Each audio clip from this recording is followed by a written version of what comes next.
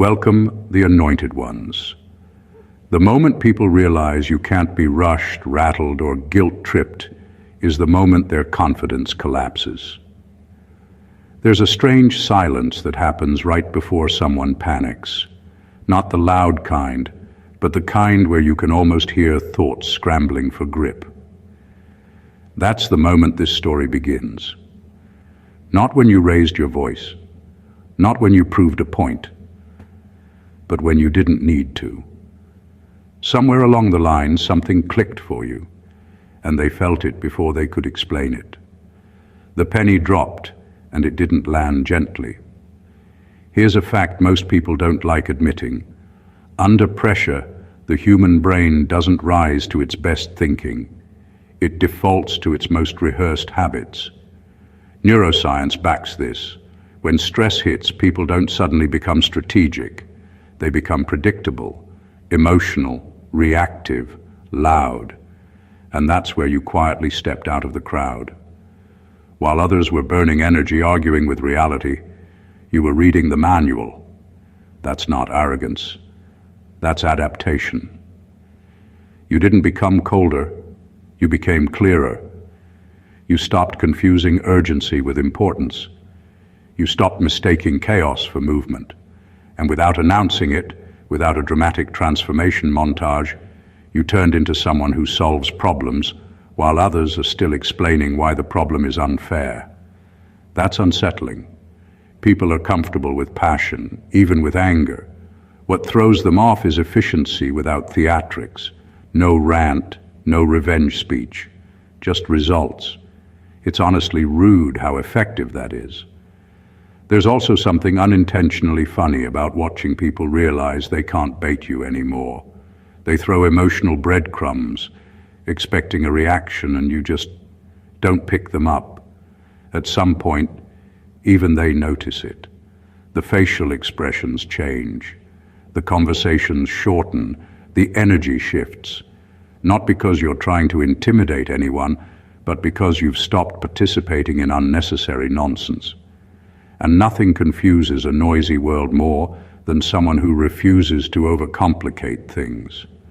This isn't about being heartless. It's about being finished with inefficiency, mental, emotional, and social. You didn't wake up one day and decide to be different. Life trained you. Pressure refined you.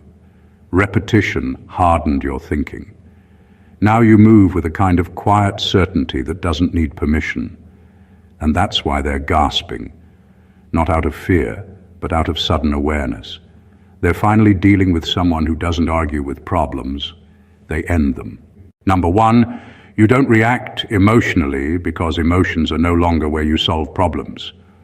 At some point, you realize that reacting emotionally wasn't strength, it was delay. Not because emotions are useless, but because they're slow. They take time to settle, time to explain themselves, time to be validated. And life doesn't wait for any of that. So without making a big announcement, you stopped letting emotions sit in the driver's seat. You still feel things, you're human, but you no longer build decisions inside those feelings. You extract the information and move on. That's the part people don't understand. They think calm means detached, or worse, uncaring. What they don't see is that you already went through the emotional phase when no one was watching. You've cried in private, wrestled with disappointment, replayed conversations in your head at 3 a.m., and come out the other side with clarity. By the time the situation shows up again, you're already done processing. To them, it looks like you're cold. In reality, you're finished. Emotional reactions used to cost you time. They pulled you into arguments that went nowhere and explanations that changed nothing. You noticed the pattern. Every time emotions led, solutions stalled, so you made a quiet switch. Now, when something happens, your first instinct isn't to defend, complain, or explode. It's to ask what can actually be done. That shift alone puts you in a different category. People around you still expect the old version, the one who would react, explain, or get visibly affected. When that doesn't happen, they feel off balance. They keep talking, adding pressure, raising their tone, hoping to trigger something familiar. Nothing comes. You're already working on the fix while they're still processing the feeling. This isn't emotional suppression. Suppression leaks. This is emotional efficiency. You let emotions do their job quickly and then step aside. That's why your responses feel clean, your decisions firm, and your presence heavier than your words. You're not trying to prove anything. You're just solving what's in front of you. And when people finally notice, it hits them hard. You're not playing the emotional game anymore, and that changes the entire dynamic. Number 2, you treat crises like raw material, not personal attacks. Most people experience a crisis as something that happens to them. It feels insulting, unfair, almost targeted. Their first response is emotional self-defense, anger, blame, panic, or a long explanation about why this shouldn't be happening. You moved past that stage. Somewhere along the way, you realized that taking a crisis personally wastes the one thing it actually offers: usable information. So instead of flinching, you started paying attention. When something breaks, your mind doesn't rush to protect your ego. It goes straight to assessment. What failed? Why it failed? What this failure exposes? You treat the situation the way a mechanic treats a broken engine, not as an attack, but as a system revealing its weak points. That alone puts you ahead, because while others are still offended, you're already learning. This approach didn't come from comfort. It came from being forced to deal with problems repeatedly, often without support. After a while, you noticed that reacting emotionally never fixed anything. It just added noise. The moment you stopped asking, "Why is this happening to me?" and started asking, "What can I use from this?" everything changed.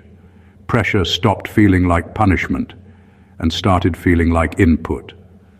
That's why crises don't paralyze you. They sharpen you. You break them down into parts, strip out what's useless, and keep what helps you move forward. Other people see chaos. You see structure trying to emerge.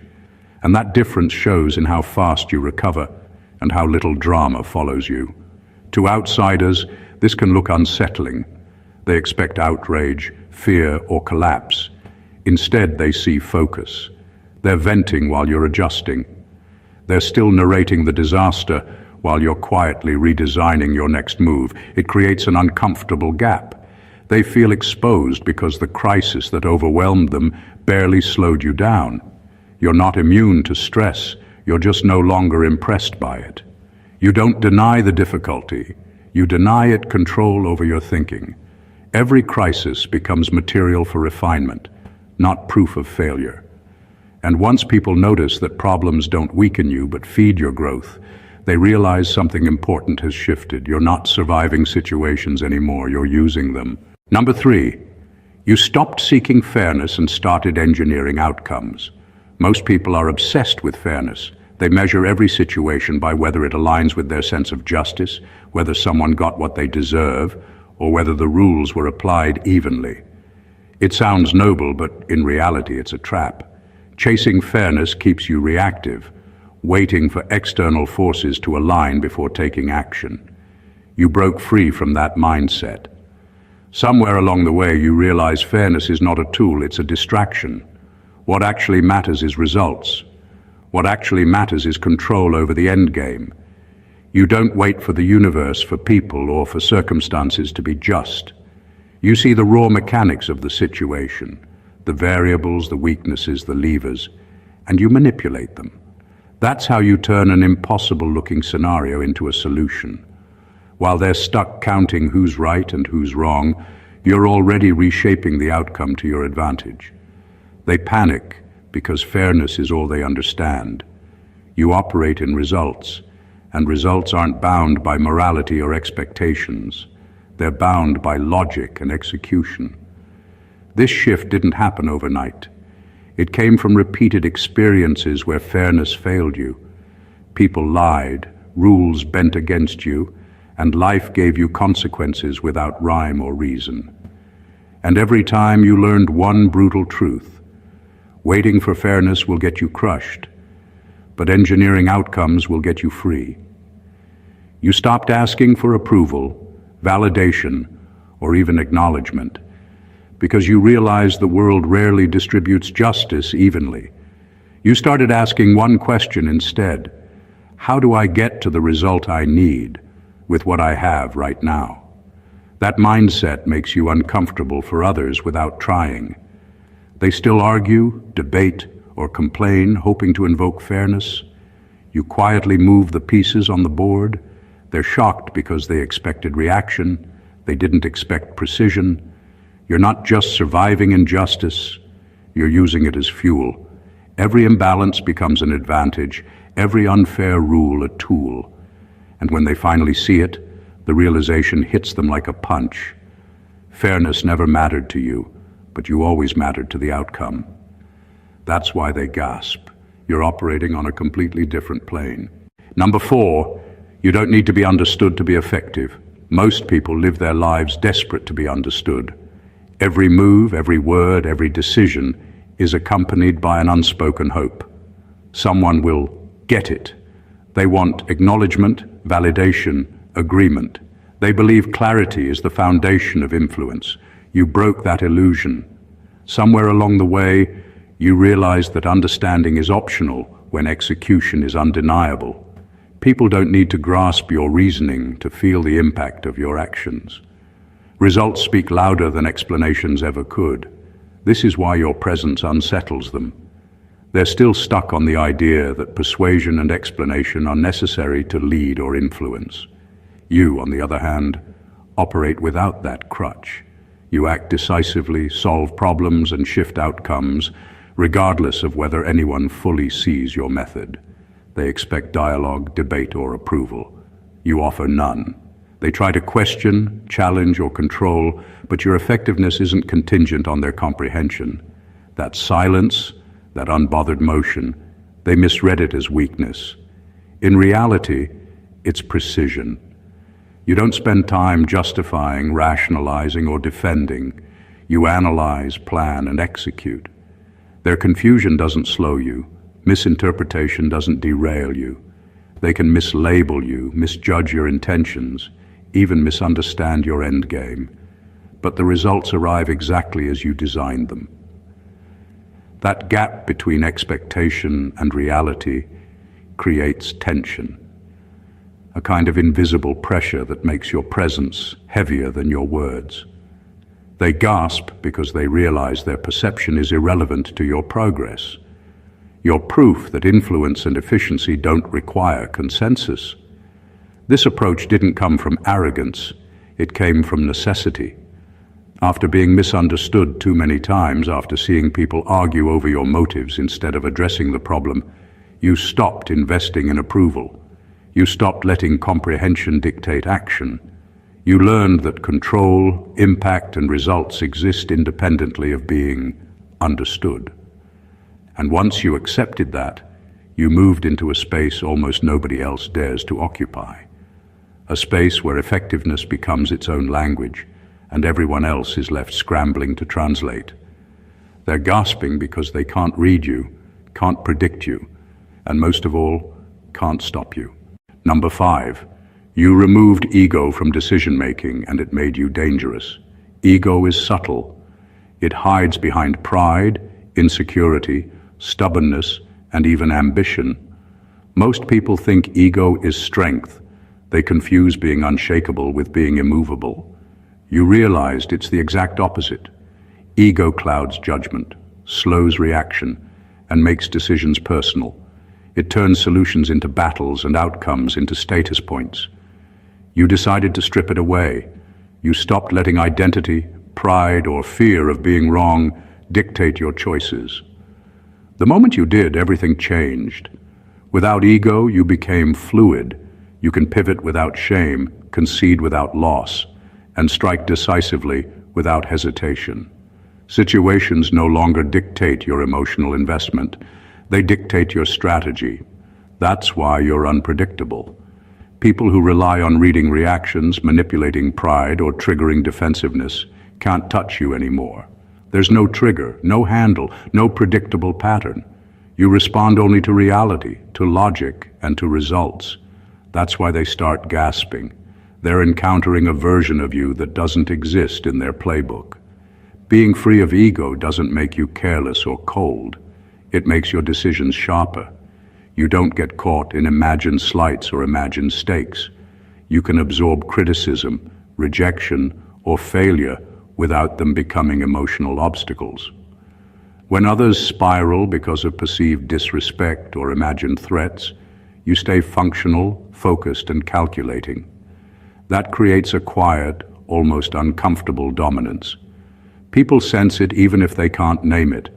They feel the weight of someone who doesn't care about appearances, approval, or being right.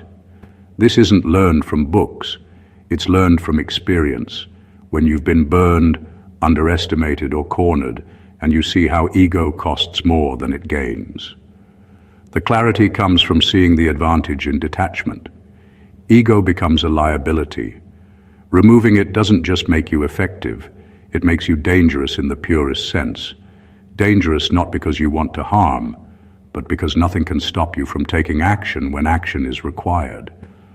And when people finally realize this, they can't reconcile it with their expectations.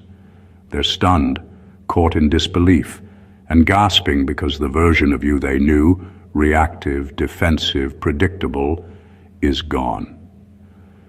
The new version doesn't just move. It dominates quietly, efficiently, and without apology. Number 6, you learned faster by losing than they ever did by winning. Most people think winning teaches strength. They think success builds skill, confidence, and wisdom. It doesn't. Winning often blinds you. It lulls you into repetition, comfort, and overconfidence. You learn the opposite. You learn that losing is the real teacher, and it teaches faster, harder, and with more clarity than any victory ever could. Every setback exposed a flaw, every failure revealed a blind spot, and every mistake handed you raw, unfiltered knowledge that no success could replicate. You stopped fearing loss because you realized it's unavoidable. The key wasn't avoiding failure, it was extracting value from it. That made you ruthless in your efficiency. While others celebrated their wins, you dissected your losses, broke them into pieces, and rebuilt your strategy stronger than before. Every disappointment, every betrayal, every mistake became a blueprint. You didn't just survive it. You used it as material to sharpen instincts, anticipate moves, and predict outcomes that others couldn't even see. That's why you move differently. Your timing, your decisions, your intuition, they're all forged in fire. People around you still operate as if life is a series of rewards and punishments. They celebrate milestones and complain when things go wrong. You stopped doing that. You see each experience as input, as data, as lessons to be internalized and applied. That's why you rarely panic, rarely overreact, rarely stumble. Loss didn't break you. It taught you to anticipate and adapt. It rewired your thinking so that you're always 2 steps ahead, not because you're luckier, but because you've endured what they refuse to acknowledge. That kind of learning is invisible to most. They see your composure, your precision, and your confidence, and assume it came naturally. They gasp when they realize the truth. Your luck is forged from pain and failure they would never survive without crumbling. You became formidable not by winning the easy battles, but by learning faster, harder, and smarter from every defeat. Loss didn't slow you down, it accelerated you. Number 7, you stopped asking, "Why is this happening to me?" and started asking, "How does this work?" At some point, you realized that asking, "Why me?" was a dead end. It kept you stuck in frustration, in resentment, in emotional loops that solved nothing. Most people never move past that question. They dwell on injustice, complain about circumstances, and waste energy on blame. You made a different choice. You shifted the question from personal grievance to analytical clarity. You started asking, how does this work? And suddenly, every situation became a lesson, not a punishment. That shift rewired the way you approach life. Problems no longer feel like personal attacks. They feel like puzzles waiting to be solved. Obstacles aren't insults, they're data points. Every unexpected twist, every failure, every setback is now an opportunity to understand the system beneath the chaos. You don't waste time feeling betrayed or unlucky. You observe, dissect, and extract the mechanics that control the outcome. That's why your decisions are faster, cleaner, and deadlier effective. People around you panic because they're still narrating the story of their suffering while you're already designing the next move. This approach changed everything. It made patience a tool instead of a burden, observation a weapon, and calculation your default state. Emotional reaction became optional because it no longer dictated your actions. While others spiral in search of meaning, you harvest information. While they complain about unfairness, you exploit patterns. That gap between them and you grows every day, quietly, invisibly, until it becomes undeniable. They gasp because they can't trace your reasoning, can't predict your responses, and can't provoke a reaction that slows you down. You're untouchable not because you're untouchable by chance, but because you've learned the language of outcomes instead of excuses. You moved from asking for reasons to understanding mechanisms. You stopped looking for fairness, for sympathy, or for justification. You started looking for leverage, for understanding, for the next move. And once people see it, the realization hits. You're operating on a plane they never even imagined. You're no longer a participant in chaos. You're the engineer quietly rewriting the rules. Number 8, you don't chase control, you remove variables. Most people think control means force, influence, or dominance. They try to micromanage, manipulate, or convince others to bend to their will. That's exhausting and ineffective. You discovered a far sharper truth. Control isn't about fighting the world. It's about simplifying it. You don't chase control over people, events, or outcomes. You strip away the unnecessary, the unpredictable, and the volatile. You remove the variables that create chaos, and suddenly, the world bends to the order you quietly establish. That's why your moves feel effortless to others. They see the outcome, but not the method. They're still juggling 10 dependencies, 10 opinions, 10 unpredictable elements, while you operate with 3, and those 3 are intentionally chosen.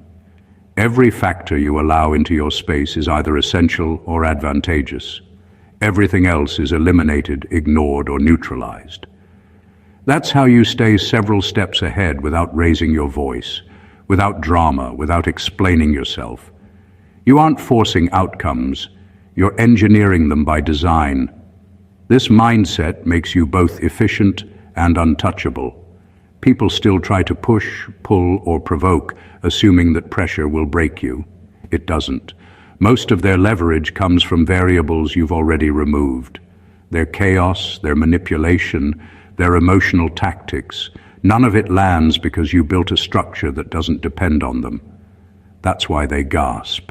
They expected you to react, bend, or stumble, and instead you move silently, decisively, and precisely. Removing variables also sharpens focus. You no longer waste energy on what's irrelevant. Your attention, time, and resources flow toward the factors that actually matter. This isn't strategy by intuition alone, it's strategy by elimination. You've learned that influence isn't about overpowering the uncontrollable, it's about reducing the number of moving parts until the outcome becomes inevitable. People see your calm, your efficiency, your consistency, and think it's luck. But it's anything but. You didn't gain control. You removed what tried to control you, and that makes every action you take feel unstoppable, clean, and disturbingly precise. Number 9, you don't need motivation because you built structure. Most people rely on motivation like it's fuel, but motivation is unreliable. It comes and goes, flickering with mood, circumstances, and external validation. That's why most people start strong and burn out fast. You realized early that waiting to feel motivated was wasting your life. You stopped depending on emotion to carry you and built structure instead. Structure doesn't tire, waver, or disappear. It moves you forward whether you feel like it or not, and that makes all the difference. This isn't about routines or discipline alone. It's about creating a system where decisions are automatic, predictable, and effective. You've layered processes, habits, and standards into your life that guide action even when your brain protests. Tasks get done. Problems get solved. Goals move forward. Motivation becomes irrelevant because your environment, your methods, and your defaults do the work for you. You've removed the variable of mood from outcomes, and that makes you frighteningly consistent. People around you are still scrambling, waiting for inspiration or a spark, while you're quietly executing on autopilot. Structure also frees mental space. You don't waste energy debating whether you feel like doing something. Your mind isn't cluttered with excuses or guilt. Every action is pre-mapped and pre-approved by the system you created. That clarity makes your decisions faster, your responses sharper, and your presence heavier than your words. People notice it without realizing why. They see results, efficiency, and calmness that seem unnatural because they're still emotionally dependent on every circumstance. This shift makes you quietly unstoppable. While others collapse under fluctuating moods, emotional drama, or distraction, you keep moving forward. You're not motivated. You're inevitable. That's why they gasp. They can't manipulate you with guilt, fear, or flattery. You don't wait for fire to burn inside. You already built the engine that keeps running, no spark required. Every victory, every progress, every quiet move comes from the structure you engineered, not the chaos of fleeting inspiration. And that's a kind of power most people never even consider possible. Number 10. You can sit with uncertainty without rushing to relief. Most people are terrified of not knowing. Uncertainty triggers anxiety, panic, and impulsive decisions. They feel the pressure of unanswered questions and try to force clarity before it exists, often making the situation worse. You learn to do the opposite. You stopped chasing immediate relief and started sitting with the unknown, studying it, letting it reveal its patterns and weaknesses. That patience isn't passive, it's strategic. You've turned uncertainty into a tool rather than a threat. When others panic, you observe. When they demand immediate answers, you calculate. You've learned that rushing into decisions under pressure is usually the fastest route to failure. Waiting, holding your position, and understanding the mechanics of the situation gives you the advantage. You don't act because you feel compelled. You act because you know it's time, and when you do, your moves are precise, calculated, and devastatingly effective. That difference is what leaves people gasping. They expect flinching. They expect panic. Instead, they find someone unmoved, unhurried, and already ahead. Sitting with uncertainty also rewires your confidence. You no longer need constant reassurance from results, people, or circumstances. You trust your judgment, your patience, and your ability to navigate complexity. This calm in chaos becomes a quiet pressure on everyone else. They feel the weight of your presence without understanding it. They're reacting to your stillness while they're spinning in their fear of the unknown. This skill is invisible until it's undeniable. People only notice when outcomes shift, when situations they thought were unstable stabilize around you, and when your choices land perfectly because you waited, observed, and calculated rather than rushed. They gasp because what feels impossible to them feels inevitable coming from you. You've trained your mind to withstand the discomfort of uncertainty, to extract insight from it, and to use it as leverage. While the world scrambles for answers, you quietly turn indecision into strategy. hesitation into advantage, and unpredictability into control. That's why uncertainty doesn't touch you, it serves you. Number 11, you stopped needing external validation and it collapsed their leverage. Most people are quietly addicted to approval. Compliments, recognition, praise, these are the strings that control behavior. People bend, comply, and even sacrifice their own judgment to earn acknowledgement. You realize that dependence is a weakness. The moment you stopped needing anyone's validation, you removed their power to influence, manipulate, or control you. Suddenly, the levers they thought they held were empty, and that silence is terrifying to those who thrived on it. Without seeking approval, your decisions became cleaner, sharper, and uncompromised. You no longer paused to weigh how others would perceive your choices, no longer hesitated out of fear of judgment, and no longer allowed opinion to dictate direction. You operate by results, logic, and principle alone. That shift is subtle at first, but devastating in impact. People who once pulled strings by making you seek acceptance are left flailing. They have influence, but you no longer respond. That's why they gasp. They realize the tools that guided their world suddenly have no effect. This independence rewires relationships. People who tried to sway you with guilt, pressure, or praise find themselves negotiating with someone untouchable. They can argue, complain, or flatter. You stay unaffected. Your freedom doesn't come from confrontation. It comes from indifference to their reactions. What they thought was control was always conditional on your compliance.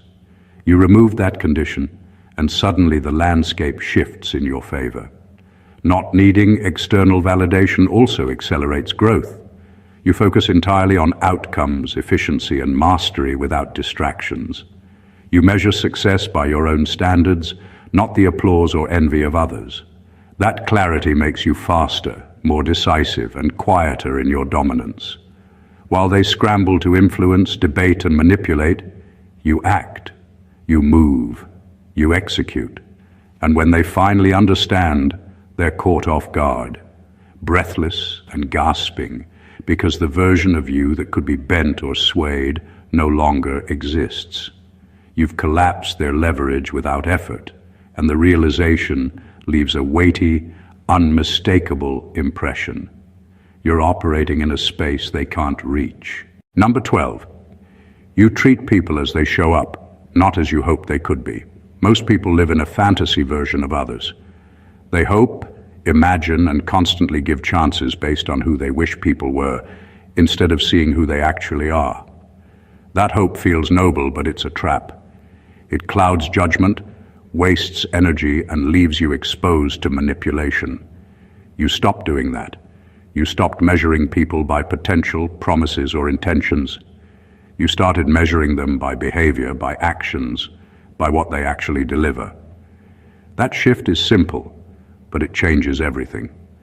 By treating people as they show up, you stop being surprised.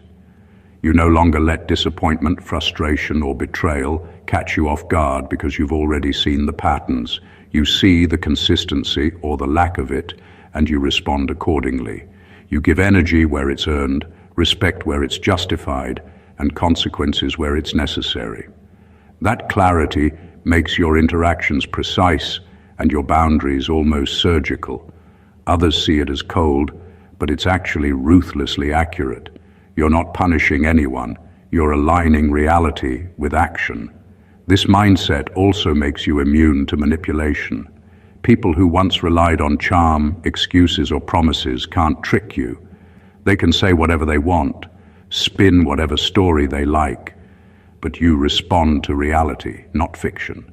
That creates tension, because most of the world operates on hope and illusion. They expect you to play the same game. When you don't, they're thrown off balance. They try to provoke reactions, they test limits, they gaslight. But their tactics fail because you're seeing clearly, responding firmly, and not bending to expectation. The result is efficiency in relationships and decision-making. You conserve energy, reduce friction, and remove drama before it even escalates. People notice it even if they can't articulate why. They feel the difference between someone who negotiates with reality and someone who negotiates with fantasy. That's why they gasp. They realize you're not hopeful, not forgiving, not naive. You're accurate, you're decisive. You're untouchable in your assessment because you deal with facts, not wishes. And that simple, brutal clarity puts you leagues ahead of everyone still trapped in expectation. Number 13, you don't confuse kindness with self-sacrifice anymore. Most people think being kind means giving without boundaries, bending until it hurts, and sacrificing themselves for the comfort of others. That's not kindness. That's depletion disguised as virtue. You learn the hard way that self-sacrifice often invites exploitation, drains energy, and creates dependency. At some point, you realize there's a line between being good and being used. Kindness doesn't require surrender. It requires wisdom, discernment, and control. Once you understood that, everything changed. You can be generous, supportive, and considerate without losing yourself in the process. You help where it's meaningful, where it's respected, and where it actually produces value. You don't overextend just to be seen as nice, and you don't let manipulation masquerade as a call for compassion. That subtle shift makes your presence unnerving for people who relied on your former willingness to overgive. They expect compliance, exhaustion, or emotional overcommitment, and when that doesn't come, they're caught off guard. That's why they gasp. You've redefined the rules without announcing it. This approach makes your influence cleaner and your energy untouchable. You no longer waste resources on drama, guilt, or unreciprocated effort. You don't bend for approval, and you don't compromise your trajectory to soothe insecurity or guilt in others. Your acts of kindness become precise. They have purpose and impact, not weightless sentimentality. People around you sense the difference immediately. Your generosity no longer feels negotiable or exploitable. It commands respect because it comes from strength, not weakness. That doesn't make you cold. It makes you intentional. You operate with clarity about who deserves your energy and who doesn't, and that clarity magnifies your presence. Others still confuse kindness with weakness, so when they encounter you, it's a shock. They realize their usual tactics, please, manipulation, flattery, or guilt, no longer work. Your kindness doesn't collapse into compromise. It's deliberate, controlled, and effective. You've mastered the balance, humane without being exploitable, strong without being cruel, and precise without being distant. And that balance, rare and disarming, leaves people stunned because it's impossible to predict or bend. You've become untouchable in the way you give, and that is quietly powerful. Number 14, you became solution-oriented in a world addicted to drama. Most people thrive on drama. They inflate problems, overreact to setbacks, and turn every minor conflict into a performance. It's exhausting, chaotic, and predictable. You stopped playing that game. Somewhere along the line, you decided that drama adds noise, not clarity, and you began focusing solely on solutions. That doesn't mean you ignore problems. It means you engage with them differently. You dissect, you analyze, and you act with precision, while everyone else is still caught in emotional loops. That shift changes everything around you. People are used to spectacle, to outrage, to emotional escalation. They expect you to participate, to raise your voice, to argue, to be swept along by the tension. When you don't, it creates a kind of dissonance. They feel it before they understand it. Your calm isn't weakness, it's purpose. Your composure isn't detachment, it's efficiency. You're not avoiding the chaos, you're outpacing it. While others perform, you execute. While they're consumed by reactions, you're shaping outcomes. That difference unsettles them, because it exposes how irrational, impulsive, and ineffective their usual methods really are. Being solution-oriented also makes you decisive in a way that others can't replicate. You don't waste energy explaining, complaining, or debating endlessly. You identify the variables, test possibilities, and implement fixes without delay. The contrast is stark. Where they see complexity and conflict, you see a series of steps to manage. People notice your results, your speed, and your calm, and they can't reconcile it with the drama they've built their lives around. That's why they gasp. They realize you don't operate by the same rules, and nothing they do can rattle your process. This approach doesn't just make you effective, it makes you unstoppable. You aren't distracted by pettiness, gossip, or emotional noise. You absorb what's necessary, discard the rest, and act. Drama collapses around you because it doesn't stick. People who rely on chaos to influence or impress are left exposed and powerless. You've become the anomaly in a world addicted to spectacle, and when that finally hits them, it's jarring, unavoidable, and undeniable. Your presence solves problems while theirs only creates more, and that reality leaves them stunned. The truth is, what separates you from the rest isn't luck, timing, or even raw talent. It's your way of moving through life differently. While the world is busy reacting, overthinking, and performing, you've built systems, removed distractions, and sharpened your focus until your presence alone shifts outcomes. You don't react emotionally because you've already processed, learned, and adapted. You don't treat crises as personal attacks. You treat them as raw material for growth. You stop chasing fairness, validation, or approval, and instead engineered outcomes, removed variables, and built structures that carry you forward, whether the world understands it or not. Every loss, every challenge, every chaotic situation became fuel for your precision, patience, and strategy.